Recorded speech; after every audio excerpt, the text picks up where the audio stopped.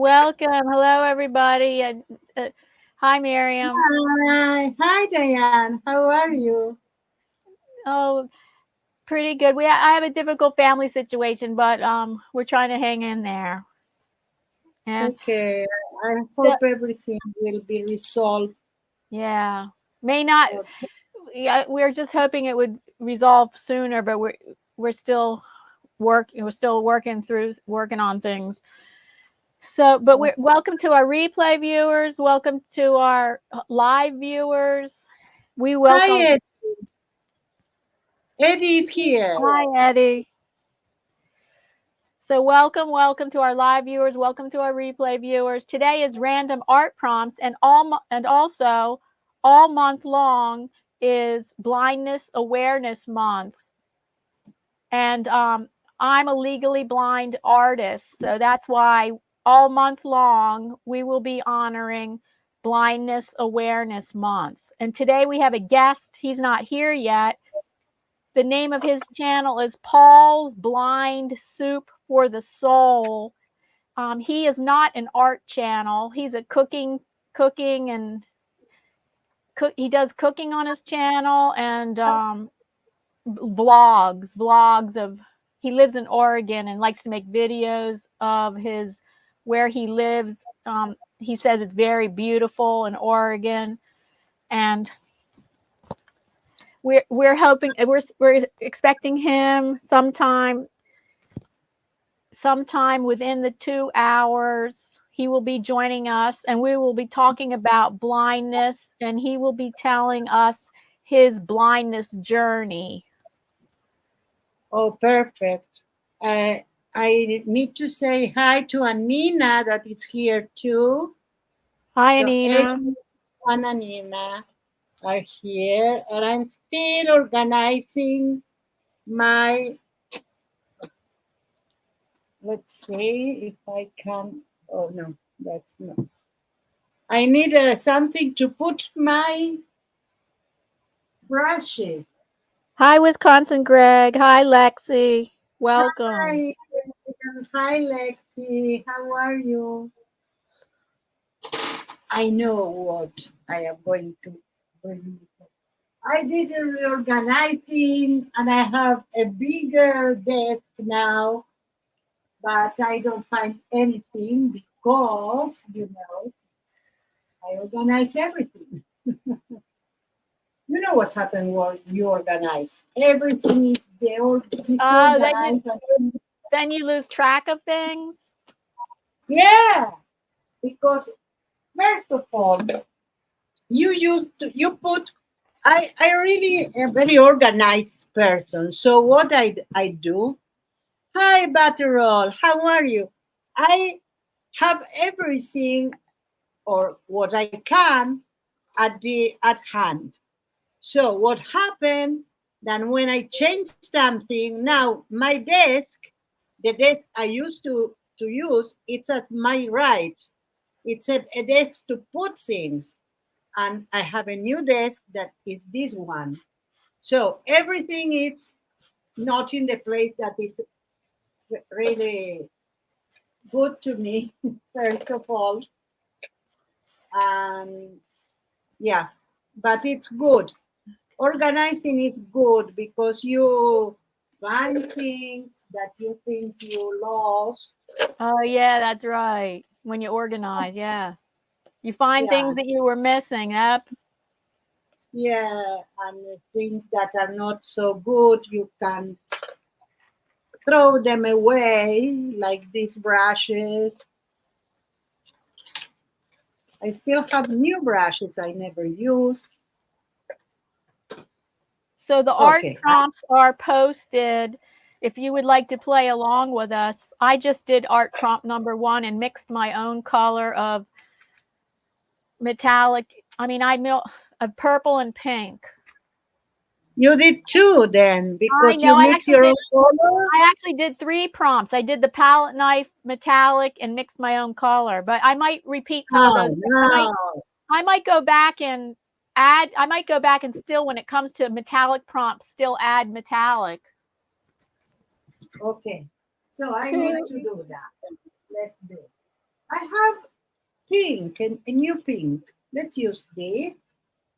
With Drawn on. these two I'm going to use. Let's mix them. So, how are you in the chat?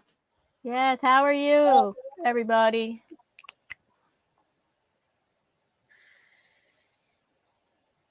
October will be full of activities.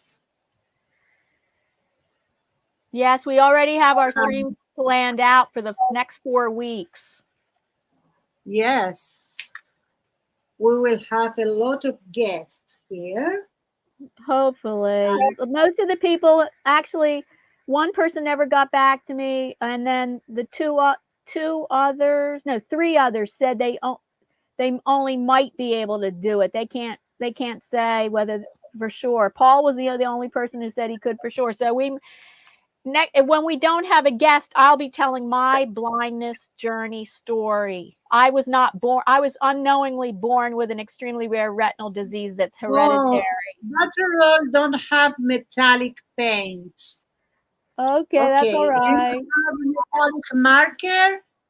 You can use that. Metallic marker. It only says metallic. Metallic could be metallic paper, metallic paint, metallic marker, right? It only says metallic. Okay, so these two colors give me purple. Oh, yeah. So I have my own color here.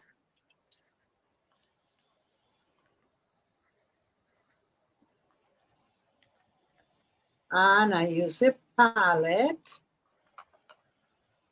And now I'm going to use a metallic. What do we have here? Bronze. Bronze. I love gold better than bronze. Oh. Gold is my favorite metallic color. Oh, yeah? But I have a set of metallic everything. So here's metallic purple, metallic pink, I have metallic white. I have a whole set of like 15 metallic colors, not just gold, silver, and bronze. Oh, I see.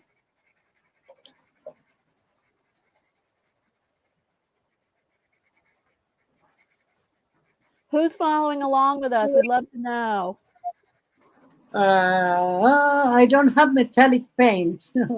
Okay, that's it. It doesn't have to be paint. Doesn't have to be paint. You can skip that prompt too.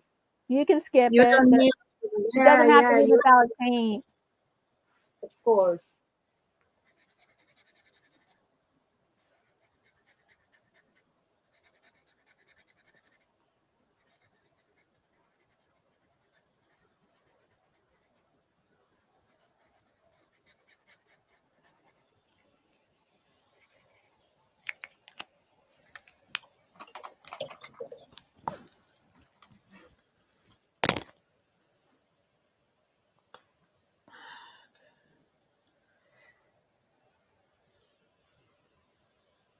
So let's see. We have some people watching on my chat who didn't say hello, and love to say welcome to you if you're just watching.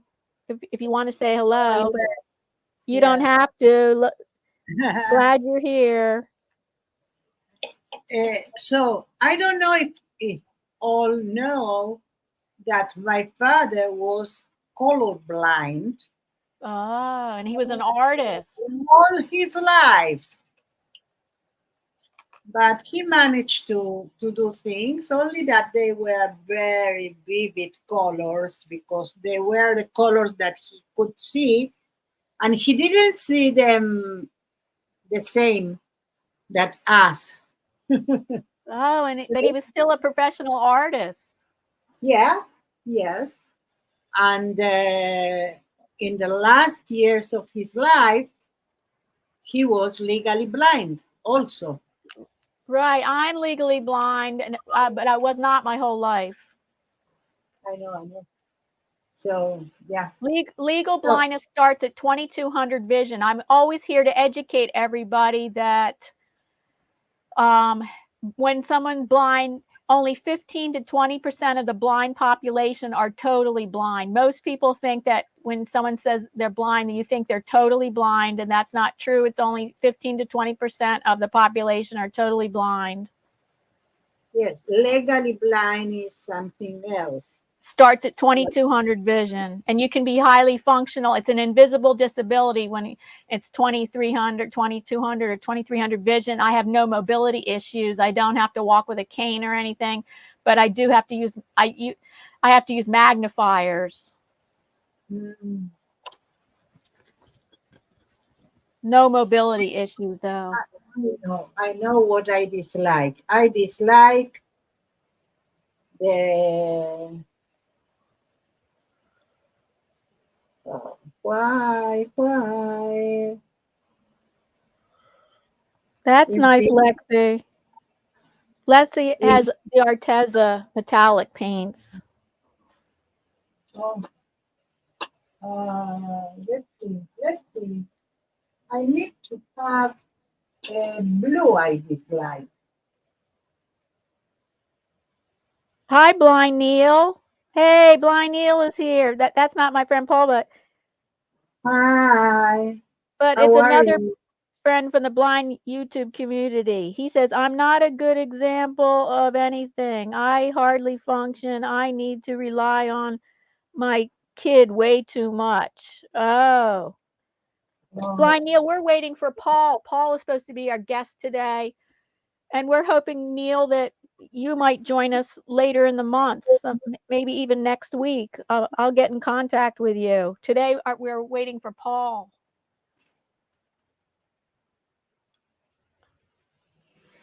Ultramarine blue I hate, but I don't have it. Hi, James Money. I cannot Welcome. find ultramarine. Who took it? Who took my ultramarine? What about ultramarine? Oh, here's Paul. Here's Paul. Everybody, I'd like to introduce our guest today is Paul's Blind Soup for the Soul. And he's a longtime friend of mine. I met him on YouTube because we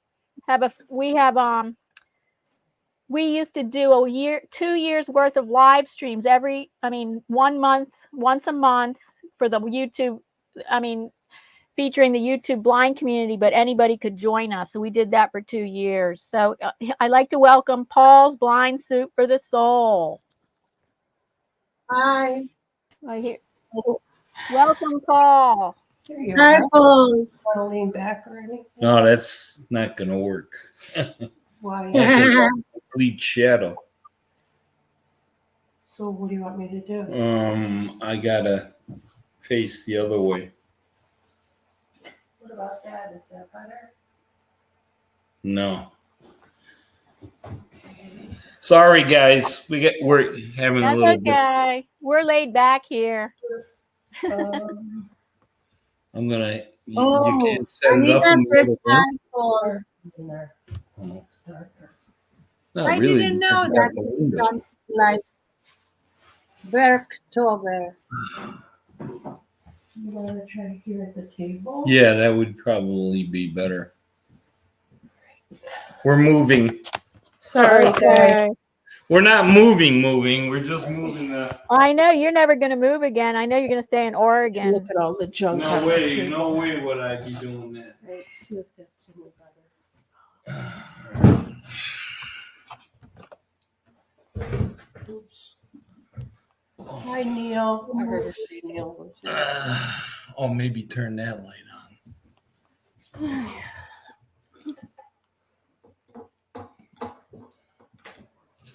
That's a little better, I guess. Hi, everybody.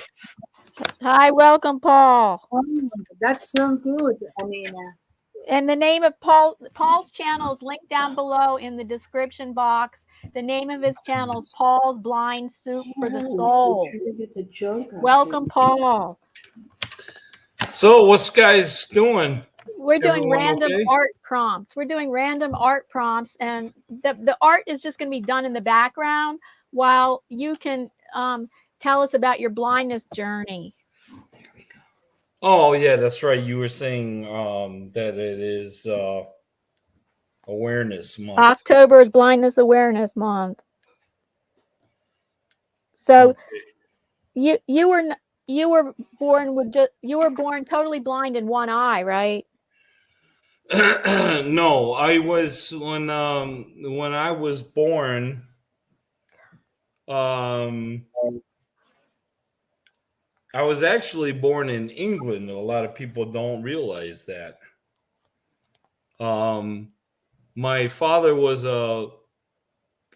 Polish and my mother was English. And after World War II, Dad came over to England and met my mom and courted her, and they got married, and they moved to the United States and then had my brother. But then they decided to go back to England, and so I was incarnated here in the U.S., but I was on the Queen Mary going back to England in my mother's womb. So Oh. when I was born in England, in Yorkshire, West Yorkshire, I was 3 months of age. Well, by the way, I am an American citizen. I'm not British. I'm not a migrant or an illegal alien. My father was an American citizen at the time of my birth. So I was born onto an American citizen. So dad made me American citizen at the consulate there in the U.S. Embassy in England. I'm glad that my father did that. Proud to be an American and raised as an American. But I just wanted to pray for everybody with the hurricanes that happened down south. Yes. There's a lot of tragedy going on, and especially in North Carolina, they had record rain of 35 inches. Oh goodness! For the whole state or most of the state? Well, the western part of by Asheville. 35 inches of rain in the Appalachian Mountains. That's not good. But just wanted to say that before before we start talking about blindness. When I was born at 3 months of age, my mother noticed something going on with one of my eyes. It was actually my right eye. And it was, my eyes were large to begin with. So at 3 months of age, when she noticed something, was going on, it was red and watery. They diagnosed me with glaucoma at 3 months of age. And usually you don't get that till you're older, if at all. The glaucoma I have is called congenital glaucoma, which basically means it's not hereditary. It's just a rare disease that just happens. That part of it. Lisa, can we turn this up? The volume on the laptop. I didn't. Can you hear me? Yeah, I can. It's just that Lisa has the volume down on the laptop. See if she can turn it up. Say something, Diana. Hello. Yeah, that's much better. Lisa. Thank you. Shout out to Lisa. Yeah, shout out to Lisa. Without Lisa, I would not be here because I can do a lot of things, but for some digitally, like on my phone, I can see better than I can in real life, which is really strange. But with the laptop, I can, kind of see the screen pretty good, but when it comes to the keyboard, forget it. It maybe if it was a digital keyboard, maybe it would help. But right now, I just do everything on my phone. I can probably get a. You got to switch to a tablet. tablet. The tablet's bigger. Yeah, I know. I need to get your setup, Diana. I'm working on it. I got a lot of stuff going on with the moving finally here, and now we're all settled in. The house is all painted. The deck is all done on the outside finally for the second time. Okay, yeah. The first time was a nightmare. It all came up after the spring. So we got some better stuff and did a lot more sanding and power washing and redid it. And hopefully the winter won't be so rough. The winter's here, it's mild, but you get a lot of rain. So we got about 50 inches of rain for the whole winter. That's what I'm saying. North Carolina, they got 35 in just like a day. That's insane. A lot of flooding, a lot of people stranded. Communications is the key. It's out. All the communications. Thank God for Elon Musk, because this is how I am streaming. And Elon Musk's internet is saving the day out there in North Carolina. Trying to get folks with internet. There's a lot of storm chasers, a lot of events out there that are helping the community out there, and that's what it's all about. We're all about helping each other. Getting back to my blindness, which is why we're also here. Diana, by the way, when you're watching this, go to Diana's channel, and in her playlist, she has previous videos that you can watch from the past of Diana and I used to do a chat, a blind chat. Yeah, once a month. Once a month for 2 years. For 2 years. Plenty of information, and we've had special guests and blind artists and so on and so forth. You know, I miss those days. They were a lot of fun. Yeah. So when I was diagnosed with glaucoma, they basically did some, and this is back in the 60s. They did some, release the eye pressure. Glaucoma is eye pressure, and too much eye pressure, affects your peripheral, which is your weaker part of your vision of your eye, and it slowly creeps in. That's why you always got to have your eyes checked every year for glaucoma. It can just happen overnight. And if you catch it early, things should be good. And obviously we caught mine very early at 3 months of age. And at age 53, I've had many, surgeries over the years, 2 cornea transplants. Yeah, you're older than 53. Aren't you going to turn 60? Yeah, I'm going to be 60 next week, this Thursday. This Thursday. Can you believe early that? Happy birthday. I knew it was in October. I always forget which day.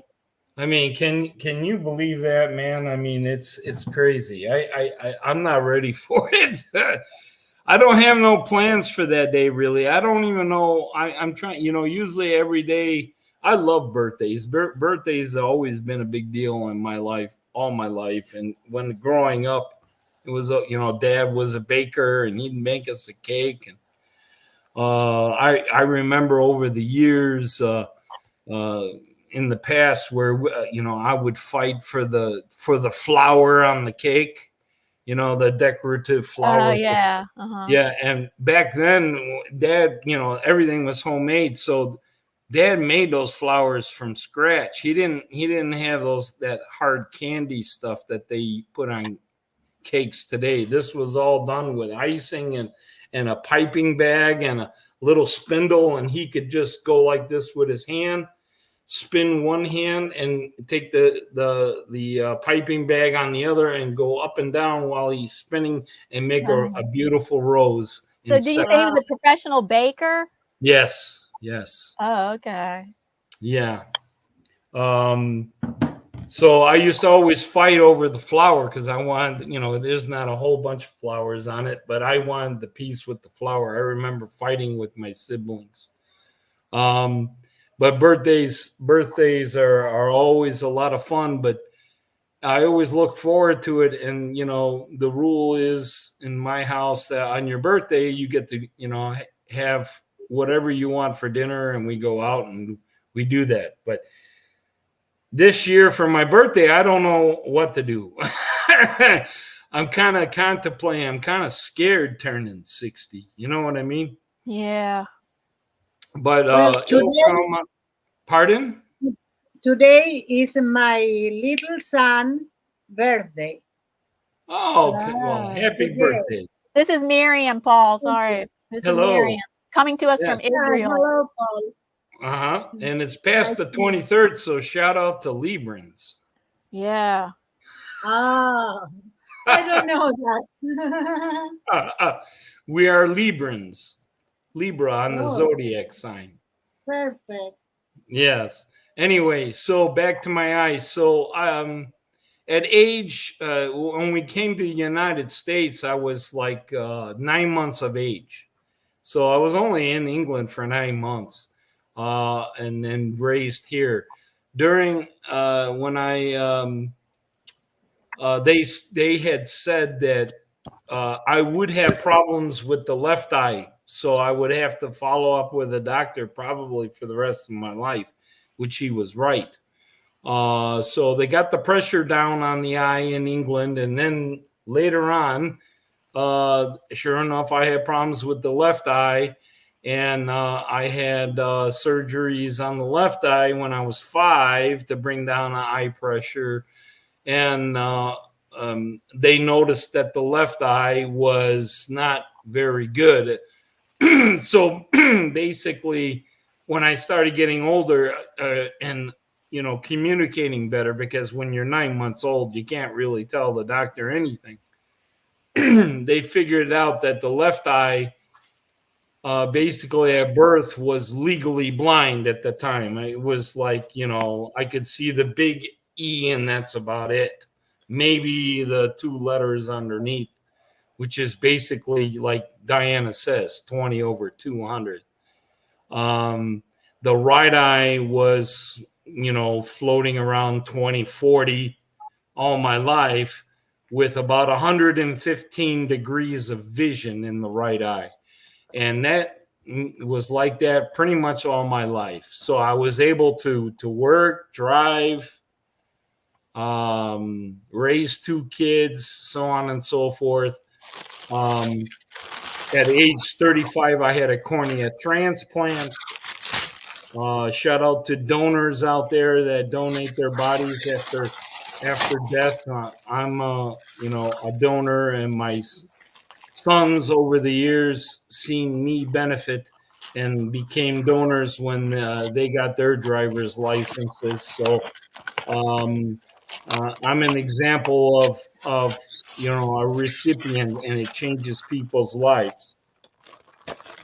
Then at age 49, somewhere around there, almost 50 years of age, I had to have a second cornea transplant. And then after that, I had the eye pressure started getting back out of control again, and eye drops weren't working. So I had to have another surgery done where they put a blood, it's called a blood surgery. There's a long name for it. I can't remember what it's called, but basically they make an incision in the eye where it's like a triangular cut. And it goes from the surface of the eye toward the inside middle of the pupil of the eye behind the iris. And that point cut that makes that triangle shape, I can just massage the eye, and the eye pressure would be released that way along with eye drops. And that worked well for about 14 years. And then at age 53, it started scarring over, and it wasn't releasing the eye pressure. So we had to go into what they call a routine needling. They just go there, they numb the eye. It's totally outpatient. All my surgeries have been outpatient practically, except when I was a child. But as I was older, a lot of that stuff became outpatient. Anyways, this was outpatient. It was routine. He just pokes a needle in that little membrane underneath the eyelid, that incision that they made, just to kind of release and, poke a hole in that scar tissue so that pressure will release normally. And when he did that evening, my eye did not. There's a risk with every surgery. Some have more than others. This particular one was only 2%, and I ended up being the 2%. I just went to the well too many times because I had many surgeries over the years, and my eye released too much pressure and started deflating, and then hemorrhaged and collapsed, and then hemorrhaged, and then I went completely blind.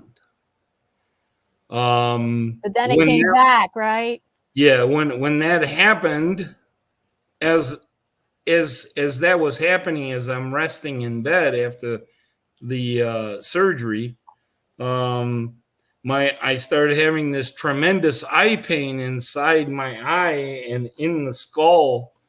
I wanted somebody to knock me out with a baseball bat. There was something going on, and we called the doctor, and he says, well, all we can do right now is for you to just, rest and just calm down. And, he actually even told me, have your girlfriend just go to the store and get one of those little bottles of liquor.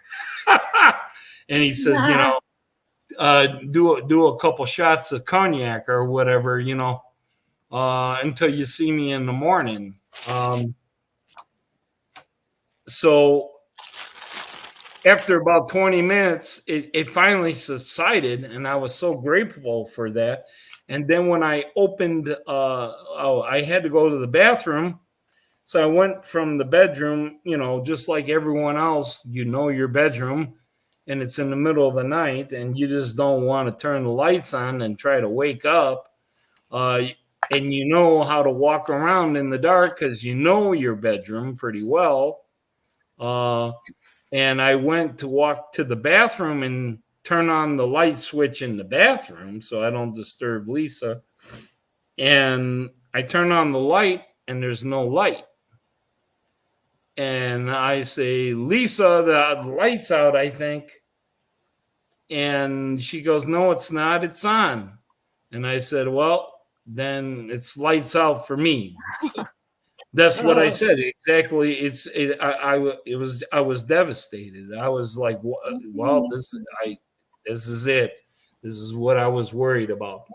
And what happened was I had several doctor visits and all that, and ultrasounds done. And what happened is the back of the eye, where the optic nerve is also your retina, which is like film in a camera. Your eye is like a camera. And the retina is like the film in the camera. And that's what I have, an extremely rare hereditary retinal disease. Yes, and that's how you are affected, Diana, where the retina is affected in your central vision, not your peripheral. Yes, that's right. Where mine is affected on the peripheral, but not on the retina, but on my optic nerve. The optic nerve has these little hairs on your nerve where you end up seeing your peripheral. Well, because my eye hemorrhaged and collapsed like that, I have permanent damage to the fine hairs that are on that optic nerve, which I basically had damage already because I was at 115 degrees. Now I am less than 10 degrees. A normal eye sees 180 roughly. Oh, wait a minute. We lost Miriam, and she. Excuse me. She gave a heads up before the stream, telling me that she was. I had no Wi-Fi, so she was live streaming off of her phone as a hotspot, and also there was an emergency thing going on in Israel that happened right before, so it could be one of those two reasons why. Well, we're pray for her. I mean, Yeah. that's a bad place to be right now. Yeah. So she What so part of she made Israel is she Oh, from? I'm not sure. I'm not sure. I should ask her that. So she may Well, she may hopefully or may she not can come come back. back in. Yeah, we'll see. And maybe I'll check my messages. Maybe she might have messaged. I'll check. No, she didn't message me yet, but she gave me a heads up ahead of time that she may drop off. Okay, yeah, I thought I saw something drop off there. Well, hopefully she's Hi, okay. Hazel. Where was I? What was I talking about now? About the retina is like your eye is like a camera. Oh yeah. So that the retina, without the film in the camera, you don't see, and then with the back of my eye already hemorrhaged and collapsed and full of blood, I couldn't see either. So the ultrasound showed that the back of the eye, where your retina is, behind that retina is called the corticoid area. And believe it or not, there are more blood vessels per square inch in that little area than any other organ in your body. I mean, the liver Wait, has. Say that again.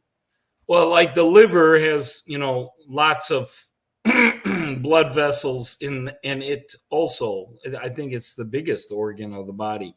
But per square inch, if you would just take a square inch of area per volume, there is more blood vessels in a square inch behind your retina than on your liver. What, on your retina? Yeah, behind the retina. Behind it. Miriam's back. Okay, Marion. Hi, Miriam. Marion, you're live. Hi. Let's see if I can put my art in. Okay. But if not, let's see the camera. Well, that's awesome that you do this, that you're doing a hotspot off your phone and can making it work. Yeah, she does. She's a big one for making it work. Yeah. Okay. I think I am going to show my face, and after a while, when I finish, I will show my. Oh, okay. I have no other alternative because it's. Yeah, I have one alternative. Let's see if it works. Let's take this out of this. So when they did the ultrasound, they found that the back of the retina was pushed in forward toward my iris. It's kind of like the back of the eye, is like shaped like an egg, right? Your eye. Yes. And the back of the egg is like pushed in all the way to the front. So my iris was, my retina was folded in half, twisted, crumbled, and pushed forward into my iris. That's why I couldn't see at all. I had total darkness. I would look at the sun in the sky and feel it upon my face, would never see light. And I thought I would never see light ever again for the rest of my life. And I just did a lot of praying, and we did a lot of delicate surgeries. And the theory was when the blood will dissipate and the swelling goes down, the retina will start to go back to its position, and hopefully I'll see again. Well, right. That's what happened. Yeah. After about 8 weeks, that is what happened. However, it's not the same.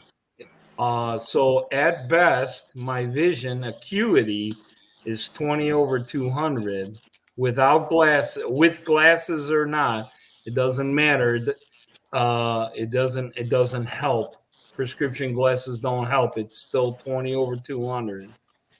And my visual field is less than 10 degrees. So I see less than 10, where a normal person sees 180. And, zero depth perception. So I have mobility issues. I have to use a cane, because if I want to see where I'm going looking forward, I cannot see to the bottom of my feet. And I need a cane that's about as tall as me almost to be out in front of me. That way I have feedback in my hand, knowing, hey, there's a crack. Even the smallest crack, I'll be able to detect it, because something small like that, I can easily trip, because since my blindness happened, I've noticed my balance is off, way off. I basically have no balance now. I have to hold on to something.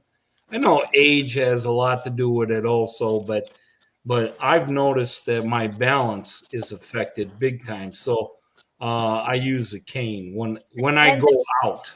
Not all blind people do use a cane. For example, I don't have mobility issues, and I don't use a cane. I have to use magnifiers for things up close, but for mobility, I have not all blind people have mobility issues. No, this is true. This is very true. Yep. And there's a lot of people that struggle too. They don't want to use the cane because they're all worried about what people think, and society accepting you, and right. There's a lot of blind people that don't want other people to know they're blind, and right. It's a huge community, and it's a wonderful community, and it's a diverse community. And the blindness is I think, the most overlooked disability. Oh, really? Yeah, I think the blind community, I think, is affected more than any other disability out there. Well, also, I'm not knocking down all the other disabilities at all, by no means, but I mean, for a while, people in wheelchairs had it hard. It's gotten better, but there are still. America is getting better, and the world is getting better about the blind community and making it more accessible. But I think, accessible wise, I think it's a fair thing to say that the blind struggle the most. Oh, I didn't think of it like that. I don't know about that. Oh, okay. Well, it doesn't affect probably you too much, Diana, because like you say, you don't have mobility. Yeah. Okay. But especially people that are totally blind. My goodness. Yeah. Yeah. It's getting better. Believe it or not, if you were to become blind, now is the time to do it, not 20, 30 years ago. Because was Miriam going to say something? Yes, I wanted to say two things. To my chat, I am flying blind now. I only have my phone connected. It's up like there, and I don't have chat in that configuration. So if something you tell me or want to tell me, Diane, you need to tell me. Oh, and and it's hard with my vision. It's hard for me to see. It's hard for me to see the we are all chat for StreamYard. I'll try to keep up with it. Yeah, okay. We are all fly blind then today. Yeah. Let Paul know where you are in Israel. Yes, let Paul know where you are in Israel. Yes, I am in Kiryat Yam in Israel. And other thing that could make me left the stream is if we have an alarm. So yeah. If I disappear, where is that located in Israel? Is it close to Gaza, or is it more north? No, it's close to Lebanon. Oh yeah, that's not good. Lebanon. Yeah, that's getting crazy over there now. Yep. Yeah. Yes. Yeah. So, Please, but please be careful, Marion. Please. thank you, Paul. Yes. But We, the we second thing I wanted to say, it's to you, Paul, that I don't remember what I wanted to say. oh, I'm sure it'll come to. I will interrupt further Okay, just if interrupt. I Yeah. remember. No, I'm pretty much finished. I mean, so Oh. you know, the vision started slowly coming back, and then you know, then I have to. The transition went well. I was blessed that way. A lot of people have to wait many years. I got it in 4.5 months. Oh Disability. gosh, that's great. And also in the United States, before you can get disability, even think about getting disability, you cannot have any income at all, working income, for 6 months. That's not true. No, it's very true. What? Because I don't know. I don't know that. I don't think that's what happened with me. I'm Okay, talking well, about working income. That means if you can work, you're not disabled, right? right. But I So timed it. I timed it, so I don't remember there was a 6 month period like that. Maybe there was, but I don't remember that there was. yeah, there, when you apply, that you just don't get it right away. The application is filled out, but is not fully submitted until the 5th month. And then by the 6th month, everything is all I had a calculated. disability lawyer do this for me at no cost. That disability lawyer got paid by the government at no Right. cost. They filed it for me. Yes, yes. So that's how I know all this stuff, because I also had a lawyer, Okay, or right. it wasn't, it was an organization that helps people, and it was paid for by my employer. Now I know. Not for me. Not for me. I just went to a disability lawyer, and it was covered. I mean, it was the government paid for it. So go. Oh, Miriam, go ahead. Yes. I wanted to tell Paul that I can walk, but not so good. So when I go in a long, like not in a far away, I need to use a wheelchair. So I have my wheelchair. It's a wheelchair with a mobile. Oh, nice. And so the thing is that the thing that you feel about the disability or your disability, I experience here with mine, because all the streets are not for a wheelchair. Let's say all the streets go to the street, to where the cars go. So imagine something like that, and I am with a wheelchair, and all the time my wheelchair goes to the where the cars are. We don't have enough at the end of the street that you need to go down, and we don't have ramps there. Some have ramps, some streets no.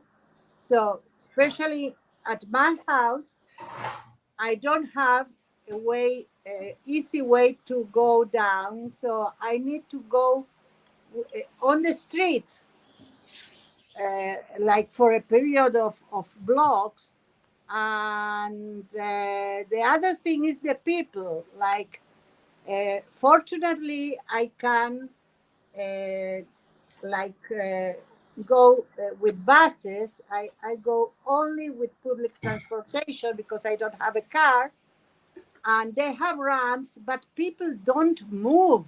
They need to move. They need to give you your space. Yeah. So it's very difficult for people to understand others. I think it's in all disability have a problem.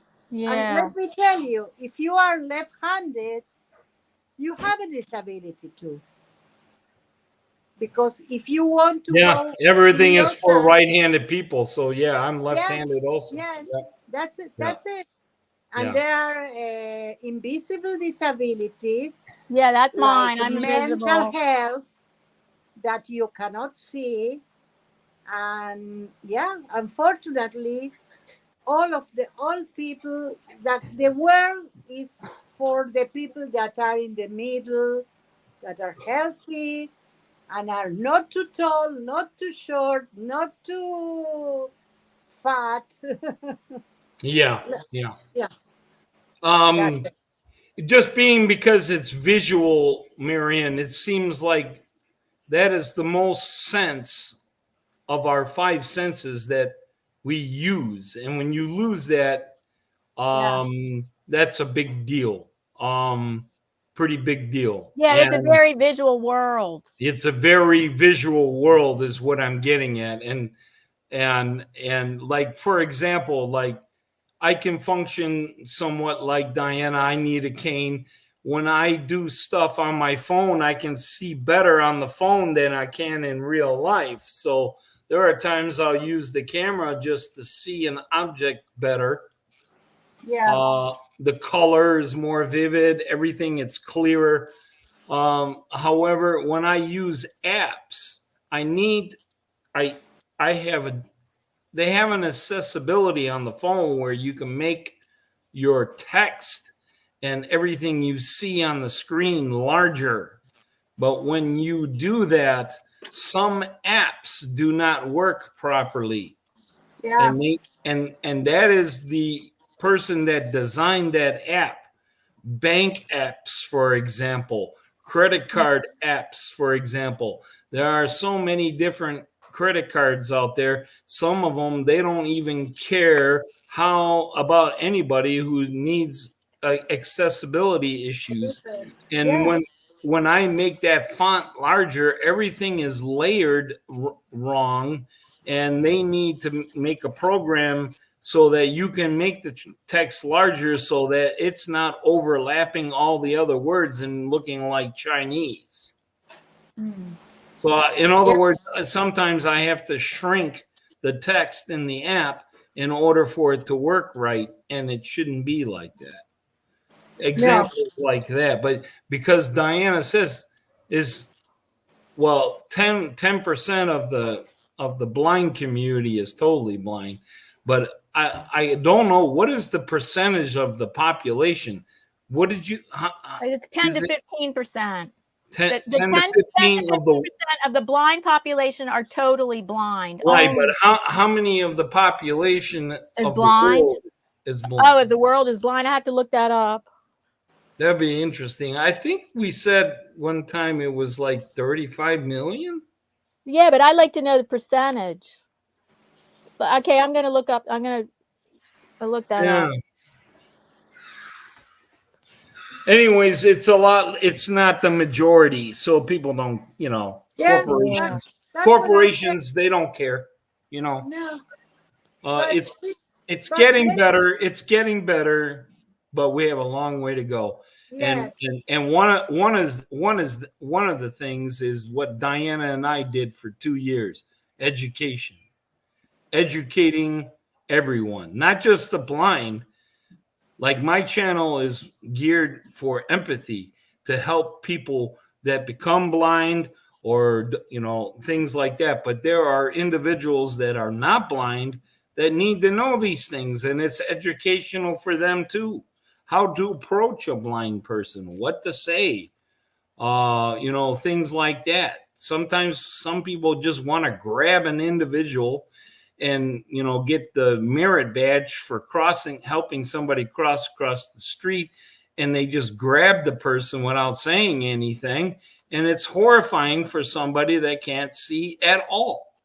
yes, um, yes, a big problem that I have with me and Lisa when we go out is I follow her. A lot of people want me to lead, and I'm like, no, I will follow you. I can see enough where I can follow you, but that's about it. I'm not leading because I'm following you. If you made it through, I'm going to make it through. It gives me more confidence. So there are times when I'm following her with the cane. I don't want to trip her with the cane, so I give a little space. Not much, maybe 3-4 feet. And would you know it that people just want to cut right between us? They just have to beat me and be the first person to just cross in front of me real fast. And it scares the hell out of me because it startles me because I have no peripheral vision. And all of a sudden somebody's right there in my face and it makes you jump. You know, you have to be aware of things like that. You know, when you see somebody in a wheelchair or have a cane, you need to stop, you need to observe, and you need to wait and see what's gonna, you know, and if you're confused and you don't know anything, you need to ask questions. Questions are okay. They're fine. I've had people that just come up to me and I didn't even know they were there. They were coming up from my back shoulder. They saw me have a cane. They know I could swerve left, right. It doesn't matter. And they are walking up behind me and they just say, "On your left, sir," and just keep on going. You know, that's all it takes. Then Okay, I have the statistics. I looked it up. Okay, the prevalence of people that have, this is how they say, have distance visual impairment is 3.44%, of whom 0.49% are blind and 2.95% have MSVI, which is, I don't know what MS stands for, but VI must be visual impairment. And then I have another statistic. Generally and globally in 2020, 3.61 million people were blind and nearly 4.14 million were visually impaired by glaucoma. Okay. So we're around 4 or 5 million for the whole world. That's not much compared for the No, world. it's not. No, it's not. 3.4 billion or something. No, yeah. Well, it's 328 million for the United States alone. I don't know about the whole world. But yeah, it's not a high percentage. So that's why when it comes to making things right, it costs more to do these extra things in the apps, and businesses don't want to pay the money because it's not feasible because there's not a lot of us, and that's a shame, and it's really sad, and we need to change that. Yes.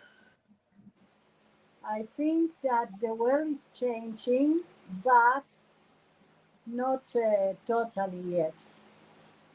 I think you're right, Miriam. I think you're right. I do feel a shift happening.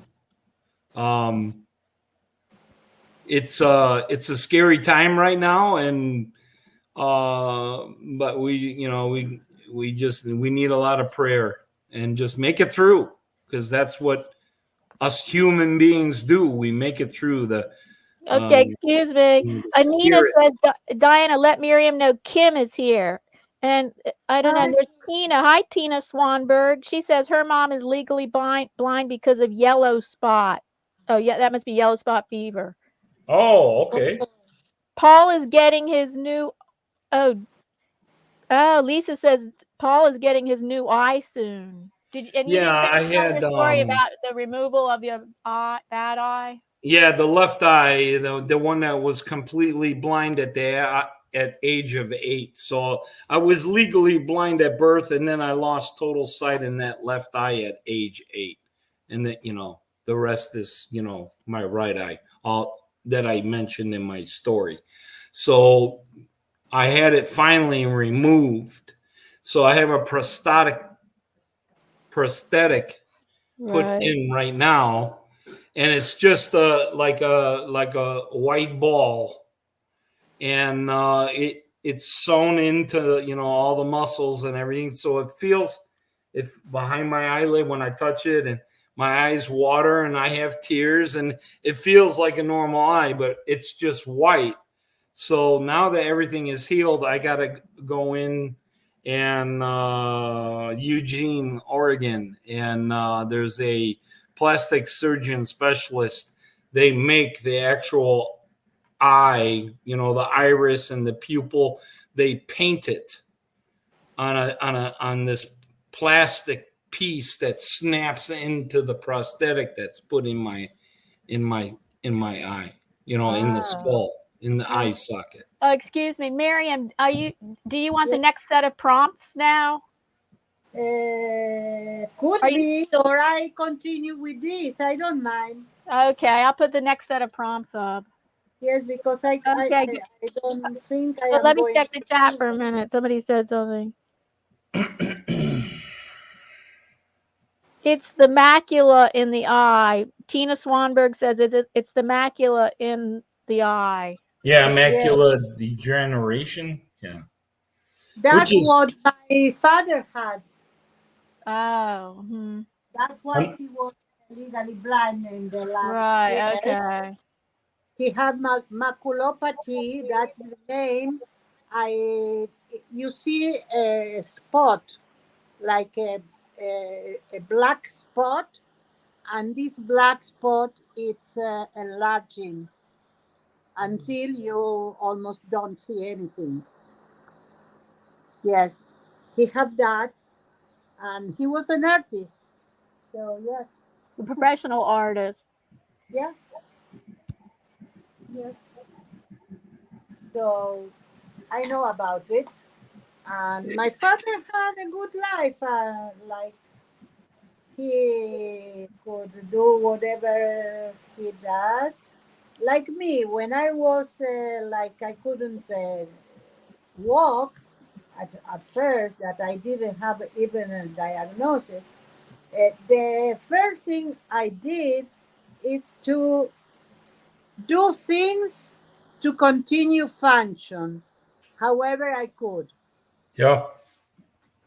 So Yep. that's You it. didn't give up. You didn't like you know, fold your arms and pout. You find a way.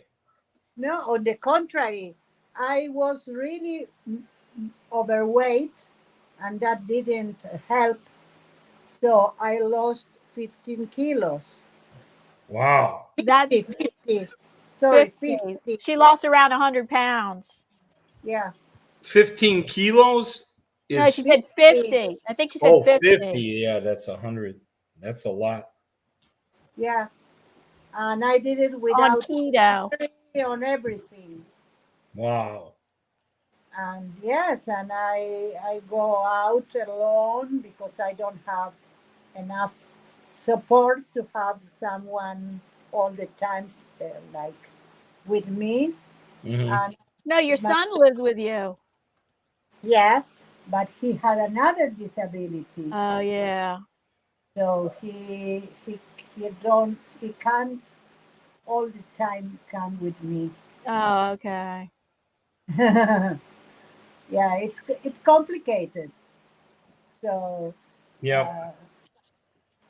but you continue living because that's the thing, and because we talk about that the well it's made for people that are in the middle of the like average.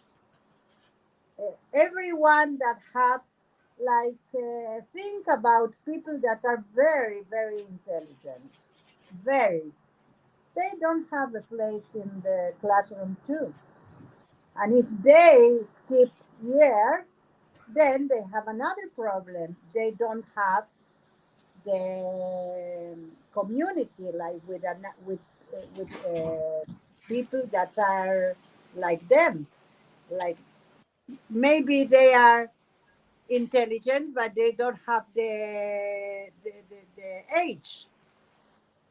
So everyone have a problem when something is not like exactly what they need. So what you do? You change the world or you change yourself? That's it. Right. What do you think? Oh, you have to change yourself first, and then you cannot change the world. You can just try to. It's just all in the trying to is what counts. Yes, you can contribute to a change. Yeah, and that may or may not change the world, but it's but I believe that it's in the trying that counts. Well, you know what they say, you know, that's just insanity if you don't do that, because the definition of his insanity is by doing the same thing over and over and expecting different results. Right. So you need to, you know, change things yourself, your attitude, everything. One thing I can always, you know, I can give to everyone here from my experiences is that the number one thing is gratitude. You need to be grateful. Yeah. Even in the bad moments. Because when you focus on the good and be grateful for what you have and don't worry about what you don't have, you enjoy the moment more. You know, that cup of coffee, really enjoy that cup of coffee.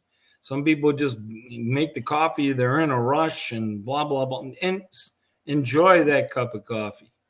Enjoy life, enjoy that you're breathing. A good day is being 6 feet above ground. You know what I mean? That's a good day. Hello, you- welcome, Twin Brook Acres. And when you're grateful and you practice that, it's not easy. When you practice that every day, something happens inside you, and your heart changes, and you don't start. You say more positive things than negative things, and I kind of believe the laws of attraction a little bit, where, you know, if you're putting bad stuff out there with your mouth, you're going to receive bad things. If you put good things out of your mouth, good things are going to come. So, and one way to help you with that is gratitude. Practice a lot of gratitude and your life will be a lot better. Yes, and thank you. And also, what do you say always, Paul, about your disability does not define you? Oh yeah, blindness. You know, it's devastating, and it's kind of easy for me to say it, maybe a little bit still, because I have a little bit of vision. I remember, you know, when I didn't have any of it, and I just can't imagine being there, but it could happen, and I'll have to, you know, hopefully it doesn't, but I would have to, you know, adjust with, you know, gratefulness still. But blindness doesn't define you. Just because I, you know, went blind, I couldn't work anymore and all that, I still loved football. You know, I loved hanging out with the neighbors. We have barbecues and fires at night, and we, you know, have a few drinks, and we just listen to music, and, you know, we do all kinds of things, and that never changed. So blindness doesn't define you. You still enjoy the things that you enjoy. I still cook. I know how to cook. So a lot of it is muscle memory and, you know, just paying attention more. It takes me longer to do things. And sometimes it's really exhausting and you just got to take breaks. But for the most part, you know, hey, you know, I'm blessed. I'm on disability. Fortunately, it happened when I was 53, so I was able to work and see what that was like and raise 2 kids and become a union steward, and then a chief steward, then a local president for 250 people. You know, went through other jobs after that, so on and so forth. And then now, you know, I'm blind. So I guess the good thing about it is that I'm blessed for the easy transition I received. You know, because my employer had a health insurance that helped me while I was on disability temporarily. And then that temporarily disabled insurance helped me get permanent through the government, through Social Security disability, which I was fortunate enough to pay into for many years. Right. So my disability is, pretty good. I'm not rich, but it's a lot better than a lot of other people usually get. So I'm blessed that way. And I don't have the stress of work no more. So I get to, mess around on YouTube and talk about, peace and empathy and enjoying life and showing nature. There's so much in nature, answers in nature alone. Just good vibe things, and then educational. So that's what I do now. So it's not so bad, Excuse me. And Nina says she cannot be thankful on command. So Yeah, it's hard. for me, I often every day I list 10 things. It's 10 things in my head about things I'm grateful for, but I don't know. I can do gratitude on command. I am able to do that because I know how important it is, and I can find things I'm really grateful for. Yep. I'm not grateful for everything, but I can find things I'm grateful for. I think that be grateful, it's an attitude in life. Yeah. It's not something conscious that you say, well, you can do an exercise if you That's don't what I feel do, exercises. And then and then I know that's the thing. And then having an attitude of gratitude all day long is hard. That's hard. why. If it's your attitude, it's easy because it's natural. Because I The can do thing is the that maybe you exercise. are not grateful, you have a lot of resentment. Yeah. So maybe you need to work with yourself. Right. Okay, but when you achieve the stage that you really are grateful, is because you realize that nothing in life is for granted. And if you think so, yes, of course, if you had good health and then you don't, if you have a disability because you don't have something that you had, or the other way around, then you can say, okay, I need to do exercises, I need to think about it. But when things are natural, it's because they are like that. Who says that I need to have two eyes? Yes, I was born with two eyes, but nothing says that I need to keep them like that. I have a problem with my eyes since the age of 11. And I started with like something that you don't see from afar, and it was progressive. So I went from 0.5 to 4.5. And then once, so I use a contact lens, and that's okay. I found my way to have good vision. And suddenly, I was 40 or 40 something, and I started not to see from near. I was nearsight. So I started to have a problem. And one day I removed my lens, and I see that I can't see from near. I said, oh, and I put my lens again, and I can see far but not near. So I made a method for myself. And I said, okay, I will wear only one contact lens. And I did that, and no doctor said that to me. And my mind did the percentage, so I could see from far and near.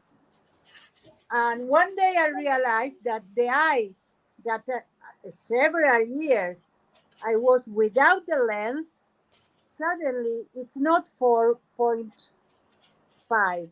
Suddenly it's 1.5. So I said, okay, it seems that the effort that the eye made, it cured it.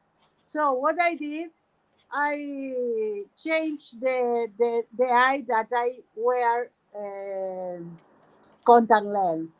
So now I try to train my other eye.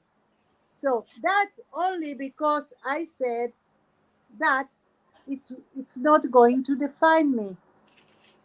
So I will find a way, and I did. You know, the human being can adjust to situations pretty incredibly. You know, Yeah.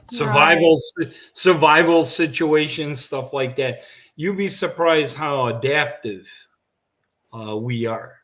If you That's really, if your limits are pushed to the limit, you can practically almost do anything. Yeah. You got to put your mind to it. Just like my dad would say that all the time. Yeah. I You just know. got to put your mind to it and do it. That's Mhm. it. Yes, I agree. Make the hay when the sun shines, you know, all that stuff. My dad drilled that in my head when I was a kid.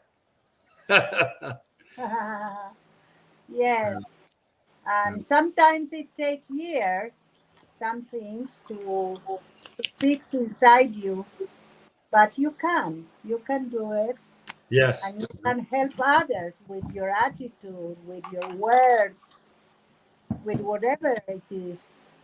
And education too, dad was always about learning something new. And he said, when you learn something, no one can ever take that away from you, not even a thief. Yeah. They can take your gold and your money, but they can't take your knowledge. Yes. Well, sometimes it happens because you can have a degenerative illness that yeah, that's right. make Like you forget, make you, make you lose your knowledge base, yes, Yeah. Yeah. like Yeah. Parkinson's, I think, Mm-hmm. Mm-hmm. yes, or like dementia dementia. Yep. Yeah. Alzheimer's. Yeah. But you don't need to have all that to have problems. Sometimes other people cause your problems, and then you need all your life to adjust yourself because of that it's not yours. It wasn't yours at the beginning. So I think that's human being. The people say that, I own this, I own that. I don't think we don't own anything. It's just borrowed. Yep. You can't take it with you. So it's just everything you have is borrowed. Yes. Yeah. Yeah. That's it. You only can. I think we have a very good tool to measure ourselves and our lives. Is if you are happy, you are okay. But I don't mean happiness like something can happen in your life, sudden death or things like that. You can't be happy. But I think the word is content. Oh yeah, content. Uh-huh. Yeah. If you are content, you are on the right path. And Yeah. never mind what you do. Yeah. Hmm. Yeah. I mean, life is a journey, and everyone's journey is different. Yes. Yes. And Yeah. we as spirits and beings have a soul, and we are, got our own journeys here on life, on this world that we call Earth. And we're here to help each other. I believe that's why we're here. And as a society, that's the meaning of life, that we're just here plain and simple to help each other. There'll be certain situations and certain times of your lives, hey, you don't know me, but I'm going to be there in your life, and I'm going to be your guardian angel. I'm going to direct you in a certain way at a certain time of your life. I think I kind of believe that a little bit. When people pray and to whatever is your choice. When people pray, how does that all happen? Well, God makes that happen through other people. He uses us, and we have our life lessons, and we learn things, and so on and so forth. I think that's what it's all about. Basically, we're here to help each other. So Anita says she has to go. She says this conversation triggers her. Oh, I'm sorry. I'm Sorry to hear that, Anita. I'm sorry about that. It wasn't the intention, but thank you for telling us, and thank you for being here also. Yeah, thank you, Anita. Bye. Bye-bye. Bye, honey. Oh, so difficult sometimes. Well, religion is tough, and religion is, can mean anything. It's, there are many different religions out there, but it all boils down to is how your attitude, the way you are as a person and a being and a soul. And if you focus on positive things, which religion usually does, but there's bad religion out there too. There's evil out there, Yeah. and they do their practices and thoughts, and it's good against evil. And with you can't, it's like running a marathon. You just don't want one day to decide, I'm going to run a 26-mile marathon and I'm going to win that sucker. I wouldn't even be able to finish it, right? You have to train. You have to experience pain and suffering, and you have to go through all the training and motions to even try to complete something like that. That's just like life. So why are you telling suffering? Suffering is in a way is kind of a blessing, because you're learning. What am I? And a lot of times, if things repeat in your life, Lisa taught me this.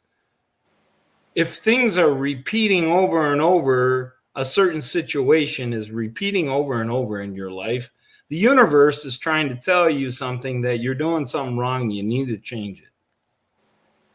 You can't just, I think sometimes we repeat, or the life repeats things with us. It's like in a classroom. You have people that instantly understand, and you have people that need that to be repeated sometimes until they cut it. So I think life is the same with us. Yeah. Sometimes it's only a thing that we need to hear, experience more than once. But I think that our ego is the one that tell us that we need to have everything okay all the time. Oh yeah, that's true. Yeah, and that's not life. We all know that's not life at all. Right. And you know what? If it was, it would be kind of boring, don't you think? Yes. I mean, yeah, the same thing every day, over and over, and nothing changes. And then when you're always, if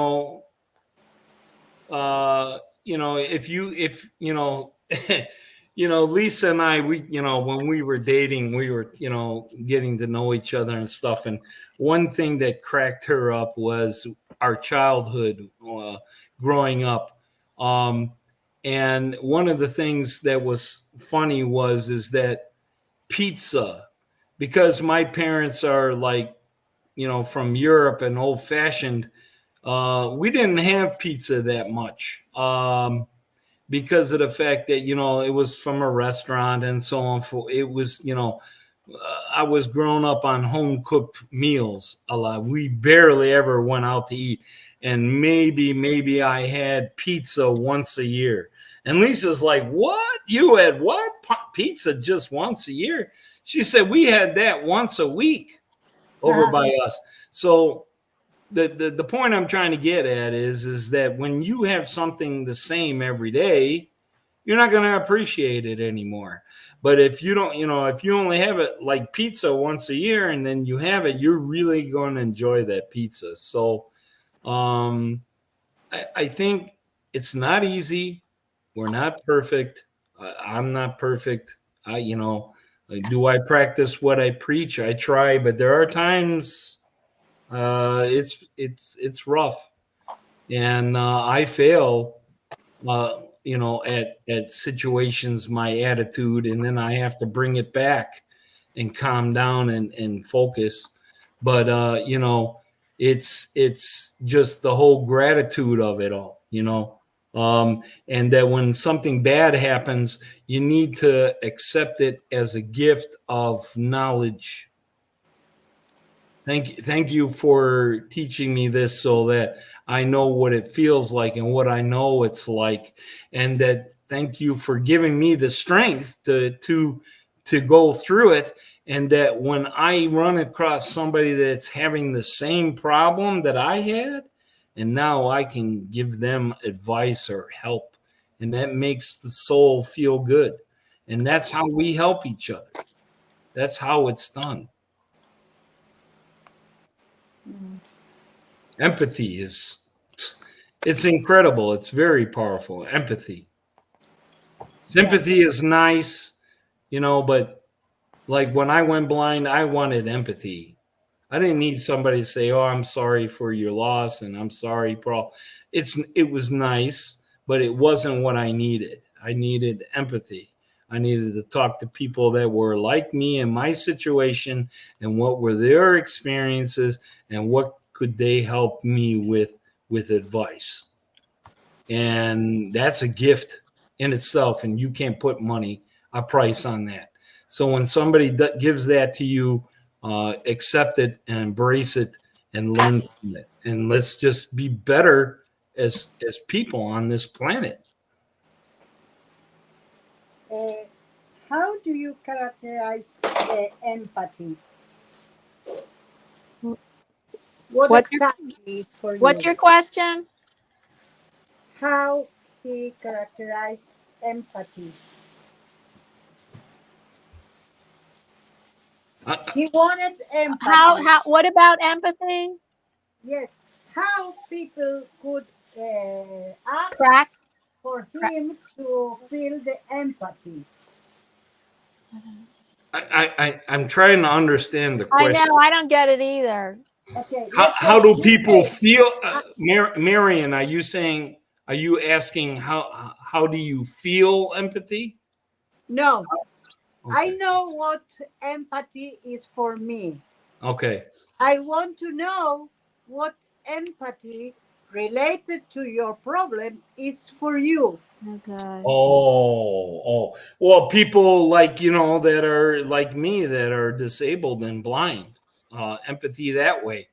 But then there's, you can bring this out into a million different situations of empathy, where, situations like somebody that had a bad marriage, and somebody else had a bad marriage. They have empathy for each other. They know what that's like. That's empathy, things like that.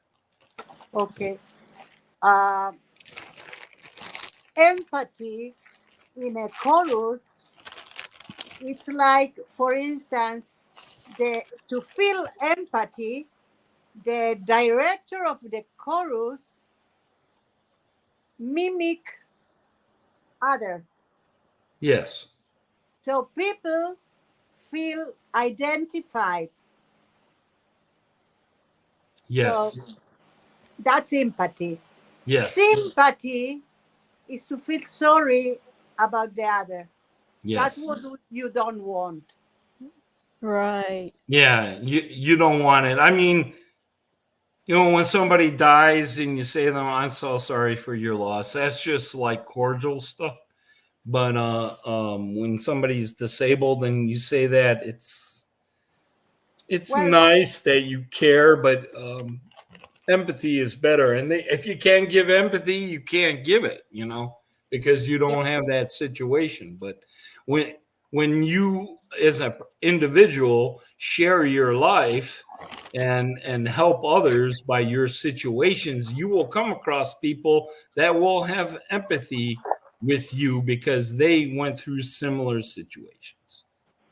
hmm, And it's like a spark, you know um and it just you just are attracted to that person, and you just want to know everything about it.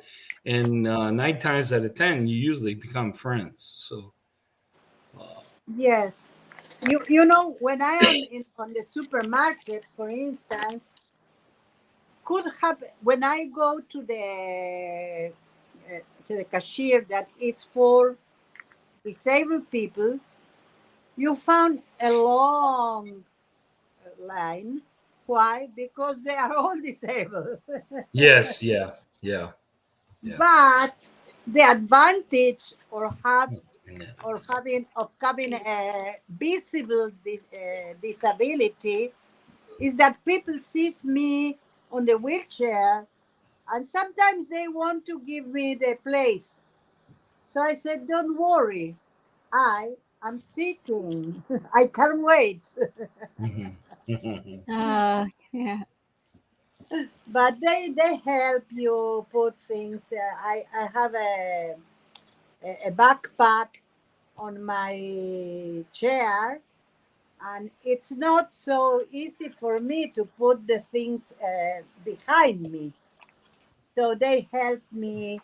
So they are all kind of people, Yep. and I think we don't need to wait of other people to react, because maybe the person that is beside you have a problem that is bigger than yours, but you cannot see, you don't know, and you don't care because you don't talk to the people to know them in Yeah, a, let's say, in the bus. that And just like the old saying goes, live until you live a life in their shoes, you don't know. yeah, yes. Yeah. So Every I, situation's different. yeah, for instance, I have a problem now that I didn't have in the past, because my son is a son that all the years I hear, I think one or twice we have an alarm, and it was nothing. Okay. Hmm. But now we have alarms every day, and we hear the booms of the missiles that they are Yeah. Iron Dome intercept, or Hmm. that they land in sea. They don't land, they cease. I don't know how you say. And I am having problems. I started to be startled, to be like, it's like something. I could be in the shower. I do short showers now. I don't want to be in the bathroom in a situation that I cannot go to the safest place in my house. Yeah, yeah, So it's live all the time, like if someone is could come and got you, and you it's PTSD. I yeah, starting. So yeah. only my art is helping me in that situation. Well, we'll see. Yeah, that's good. See, that Diana talks about that about a lot, don't you, Yeah. Diana? Oh, excuse me. Blind Neil says he's an empath, and that he feels a lot. He tends to really feel the bad stuff that people feel. Yeah. Yeah. Yep. Yeah. That's It's a blessing and a curse being an empath. yeah. You know? Yeah. Sometimes you want to be a little bit more blind. Yeah. In a ample way. So yes, and I think that it's everything. When I started my channel, I started it not to have a lot of followers, not to do the best thing in the world, like be the best artist. I am doing this because this is me. Yeah. Yeah. Yeah. I mean, you know, for those people that, you know, go on YouTube and make a lot of money, you know, kudos to them. But it more and more every day, it gets harder and harder to make any money from YouTube, and it consumes a lot of your you know, your life. So I just do it like you do, Marion. I just do it if I feel like, if something inspires me, I'll pull out my phone and I'll make a video and then I'll post it. I don't have something scheduled. I don't plan on, you know, it would be nice if you subscribed, but I'm not going to be monetized. I don't want to be monetized because that little kind of money that you make when you're on disability, you got to report that and it gets all kind of sticky. Yeah. You know, and you know, unless it's solid income coming in, it's not even worth even messing around. So I just do it because it makes my feel good, and that's what I can at least do. You know, when I became legally blind, my whole life changed. I wasn't working no more, nothing. So I'm like, now what? What do I do now? So I decided to start a channel and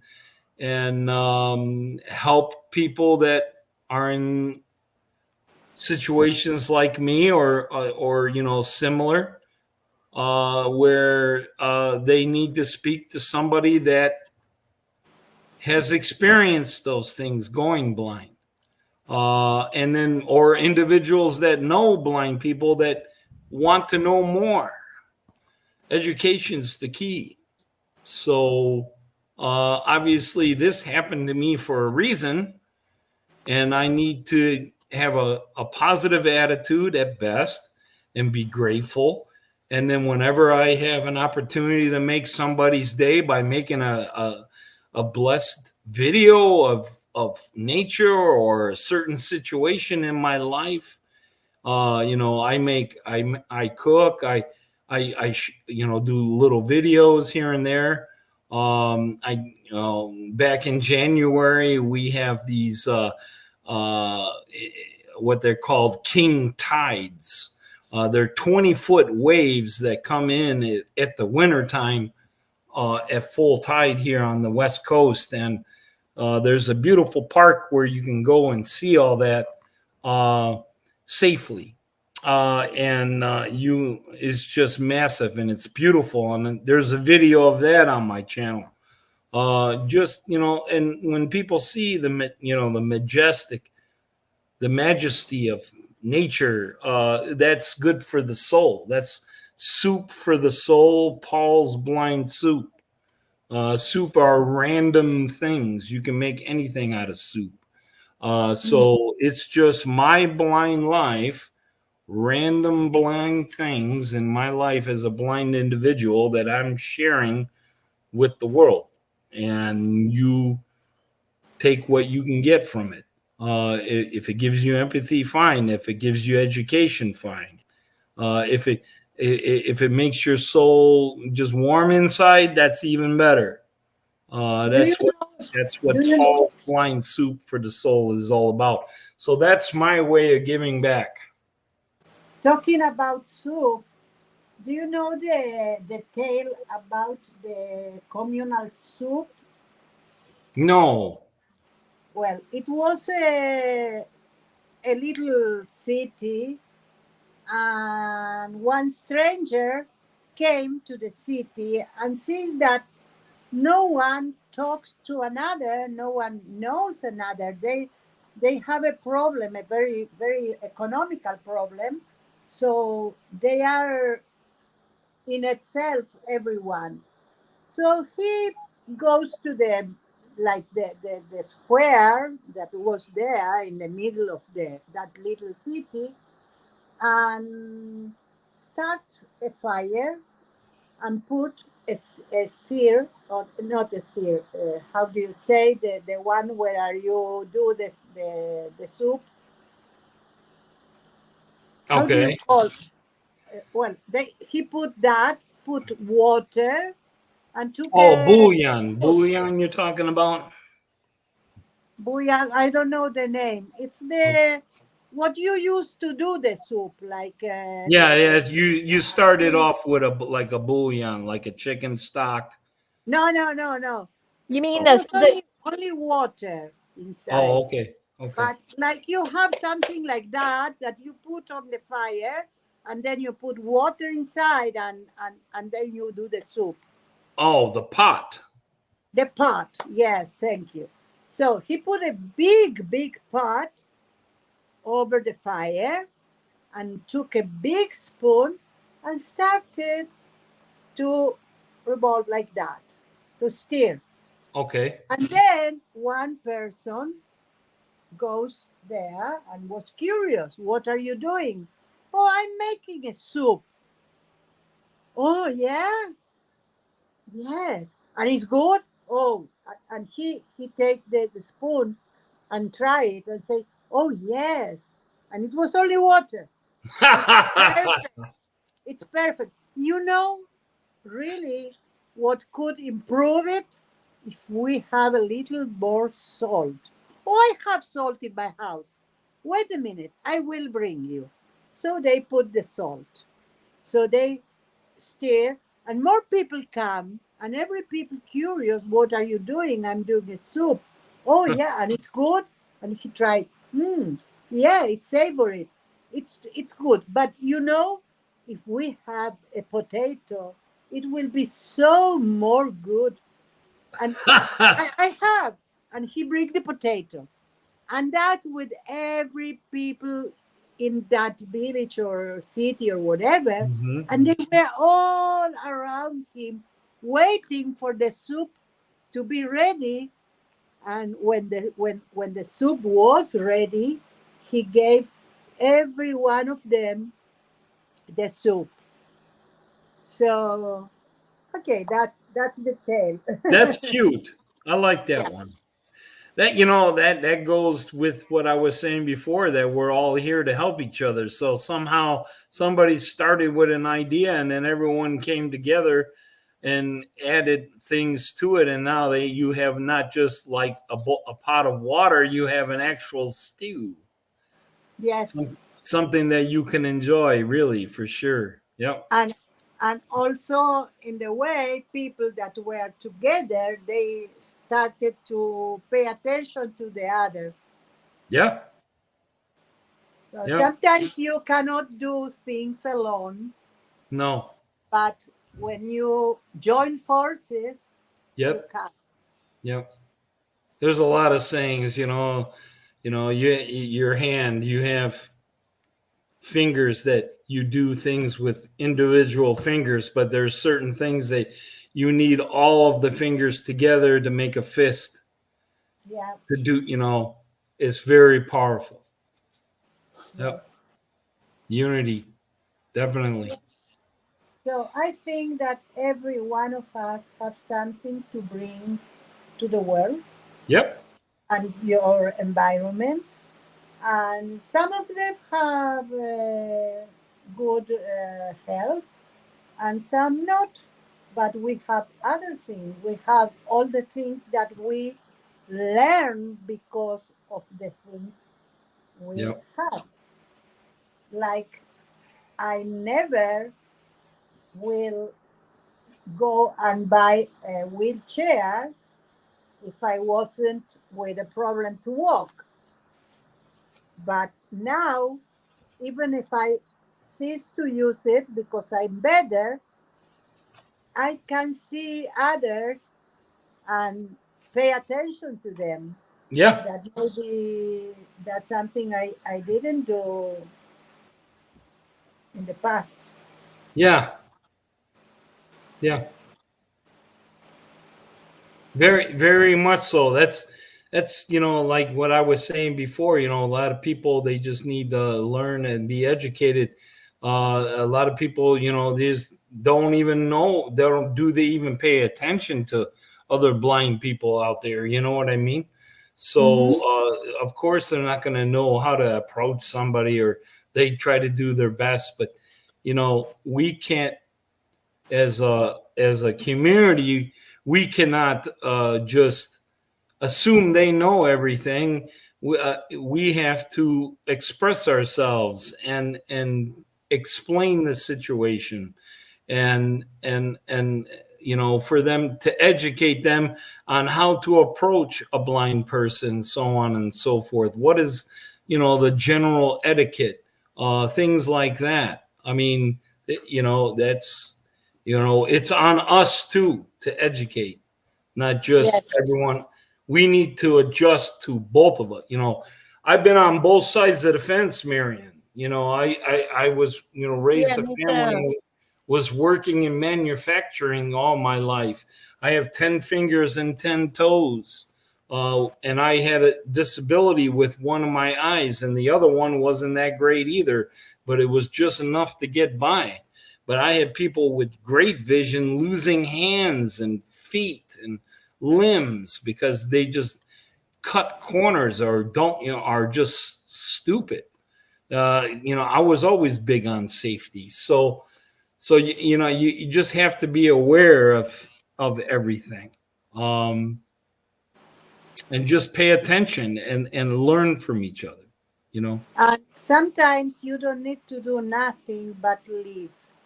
Because I had an experience with some people that had two kids that were in not enough nutrients in the body, Mm-hmm. and they were thin and everything. And then once they had another baby, and I go there because we live very near a lot of time, and then I left. So I came back, and I see they have another kid, like a baby, some months, and it was like fat and like a baby need to be like. And I said, wow. And they said, he is like that because of you. I said, what I did I do? I wasn't here even. No, we saw how you act with, because I had a baby at that time and we were very near. So she saw how I did with my baby. And one day she said, oh, the kaki was like diarrhea. And I said, no, that's the way every baby is when they born. They need to take that out first. So she, every time she sees that, she stopped giving the kids milk and she gave them tea. So she made them like that, not knowing. And when she saw what I did, and I give an explanation, but like not to teach her, but to answer. And she had a very healthy baby because of that. So Wow. sometimes it's only if someone sees how you act, it's enough. Yeah. Very true. Yeah. How long are you going for, Diane? We're just 5 or 10 more minutes. Oh yeah, you sign off like at well, Yeah, 3. yeah, it's like 12 o'clock here. Yeah. Yeah. When you messaged me and said good morning. Yeah, you were up early. Well, yeah, it was 5:45 when you. Yeah, I saw that you had been on, so I was like, wow, he's up early. Or did you stay up all night? Yeah, I was up. I'm just giving you a hard time. I was up. Well, here is almost 10 p.m. Yeah, they're 7 hours ahead of East Coast. Yeah. And I think 10 hours ahead of you. Yeah, that would be 10 for me. Yeah.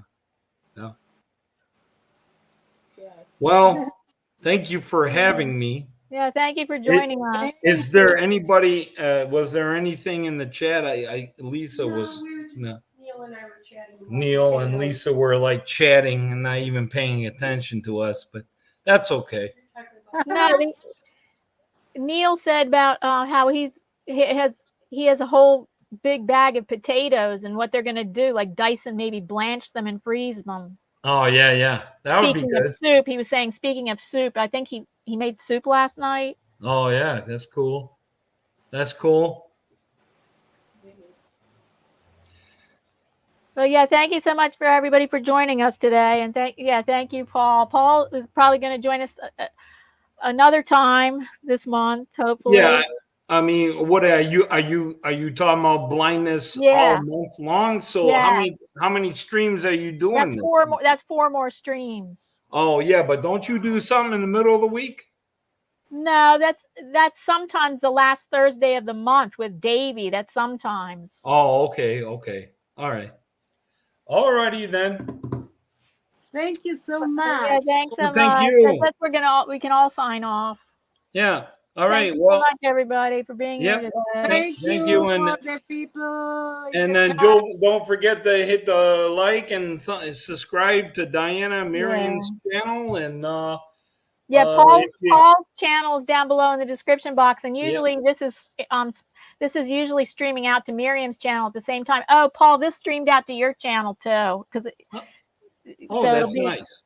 Yeah, so because there's only one switch, and the switch is, if you have the switch turned on, then anybody who's a guest, it all gets streamed out. Like I can't pick and choose and say, oh, it only streams out to this person's channel but not this person's channel. Like it's one switch, and if you have the switch on, then that means that whoever was on the panel, it streamed out to their channel. Oh, so if I go to my channel right now, it should be. Yeah, I think it should. Yeah. Oh. Let's see if I can do that real quick. I don't know if I can. Yeah, maybe I'm gonna check and see. Oh, you could do it. Oh, here's my channel right here.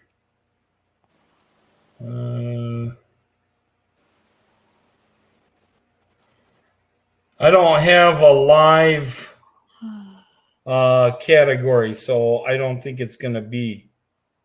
No, I don't have. Don't you have to have so many subscribers to even have a live button? No, I have no live button on my channel. Yeah, I wonder why. You don't have to have a certain amount of subscribers to live stream. Oh, you have to only have like. Need to share it to your channel with a button. Oh yes, okay. That's how it was done. You would have had to set it up on your channel. That's right. It doesn't automatically stream out to your channel unless you took my link and set it up on your channel.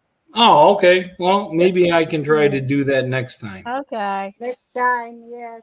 All righty. All right. You guys take care. Bye, everybody. Yeah. Bye. And have a blessed week, and hopefully I'll see you guys next week then. Yeah. Okay. Bye, everybody. Bye, everybody. Bye, and thank you. Bye, Paul. Bye-bye.